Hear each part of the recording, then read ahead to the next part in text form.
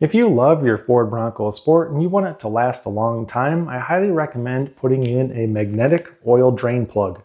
Now your oil filter is going to capture about 98% of all the metal particles in the oil, but having a magnetic oil drain plug is going to capture anything the oil filter misses.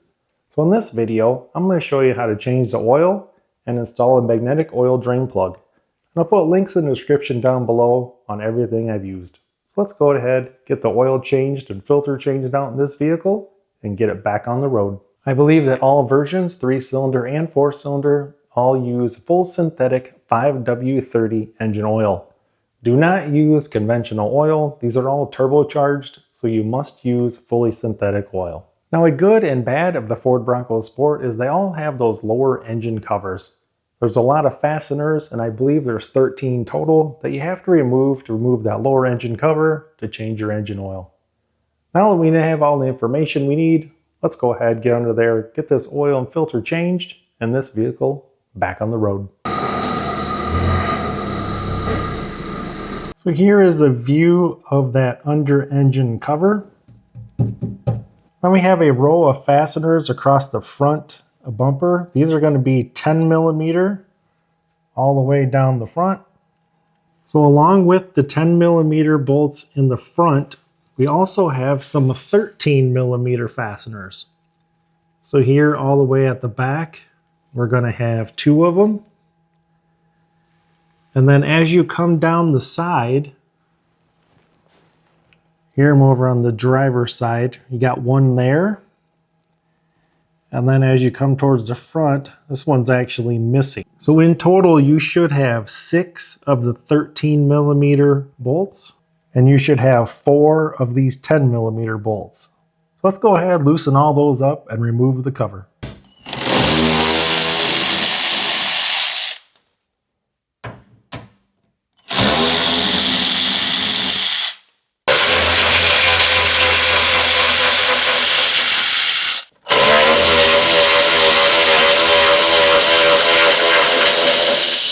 Before you take the last 2 of those 13 millimeter bolts out, put a jack underneath because this is fairly heavy.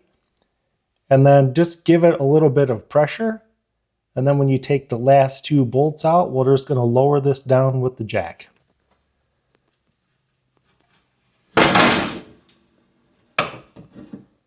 And now we can see the oil pan.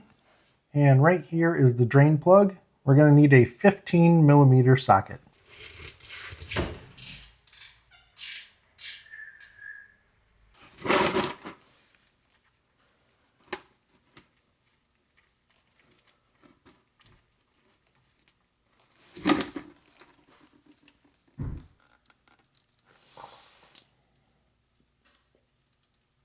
Now we can install our magnetic oil drain plug. The torque spec is going to be 20 pound-feet of torque.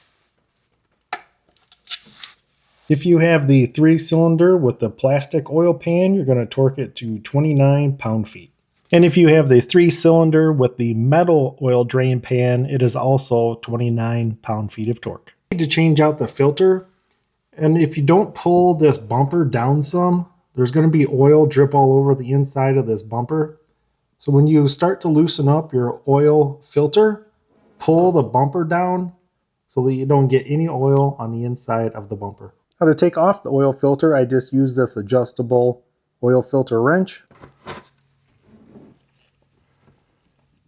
And here is the oil filter I'm using. It's a Purolator 1. It's made for synthetic fluid, PL10241. I was always taught to use a little bit of new oil and rub it around the O-ring of your oil filter. There are some Ford techs that say there was a bulletin that you do not lubricate the O-ring on these oil filters as they will back out. So I'm going to leave that up to you. Let's go ahead and screw on the oil filter. And then when you put the new oil filter on, all you want to do is get it hand tight. Do not use any tools to tighten up the oil filter. I always like to use these graduated buckets so I can see how much fluid comes out, no matter what I'm changing, whether it's transmission, differential, or engine oil. And it looks like we got out just under 5 quarts. When the vehicle is up on the ramp, and because the drain plug is towards the front, it's going to leave about a half a quart in there. The only way to get it all out is to make sure your vehicle is completely level. Now we need to pop the hood.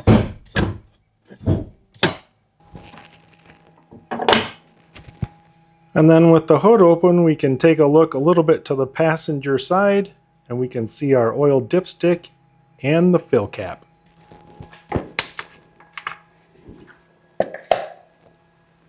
And now I'm going to add 5 quarts of Valvoline full synthetic Restore and Protect engine oil. I think that's one of the better engine oils you can buy right now, 5W30. And then I'm going to check it with the dipstick before I put in any more. So remember, this is 5.5 quarts, but I believe because of the oil drain plug being towards the front and being on ramps, there's still about a half a quart in there. So I don't want to overfill it.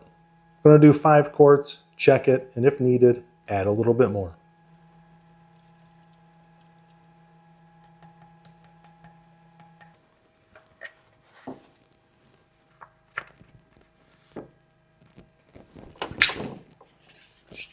And now with the vehicle on flat ground, you can check your oil level and add if needed.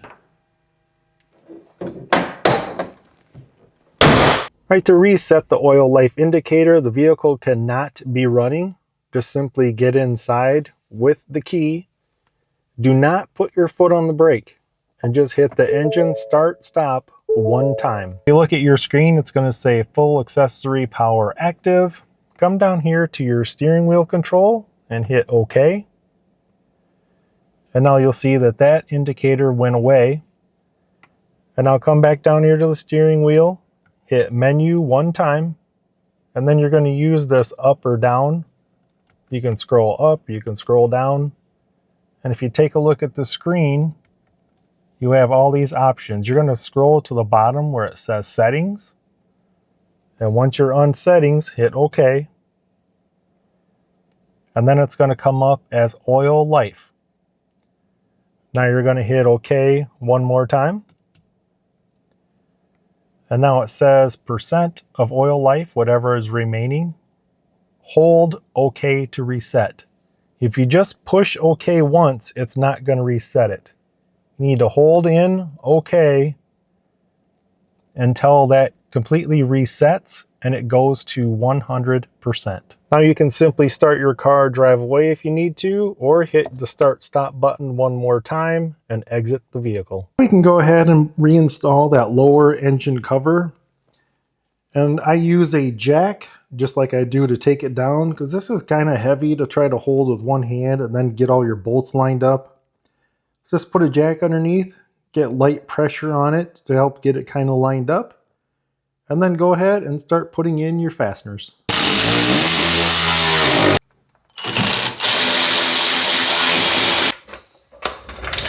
And that's all there is to it, guys. Congratulations on doing this all on your own and not taking it to the dealership.